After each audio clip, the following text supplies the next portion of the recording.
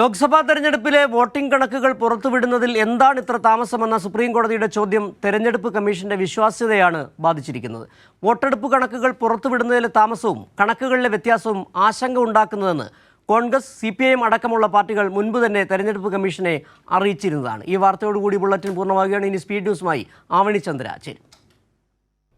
കേന്ദ്ര തെരഞ്ഞെടുപ്പ് കമ്മീഷന്റെ ആപ്പിലൂടെയാണ് വോട്ടിങ്ങിന്റെ കണക്കുകൾ തെരഞ്ഞെടുപ്പ് കമ്മീഷൻ പുറത്തുവിടുന്നത്.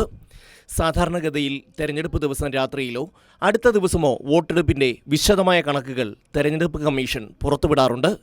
എന്നാൽ ഇത്തവണ വളരെ വൈകിയാണ് പൂർണ്ണമായ കണക്കുകൾ പുറത്തു വന്നത്.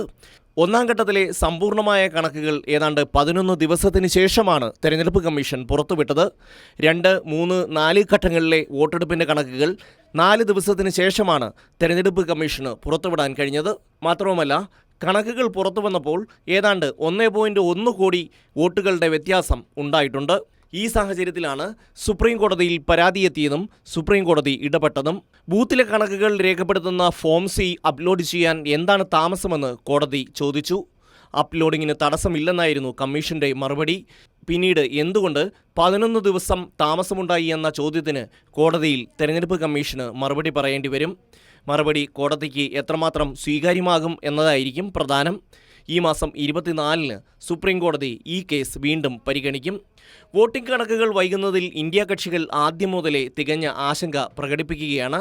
കോൺഗ്രസ് അധ്യക്ഷൻ മല്ലികാർജ്ജുന ഖാർഗെയും CPIM ജനറൽ സെക്രട്ടറി സീതാറാം യെച്ചൂരിയും ഇക്കാര്യത്തിൽ ആശങ്ക രേഖപ്പെടുത്തിയിരുന്നു.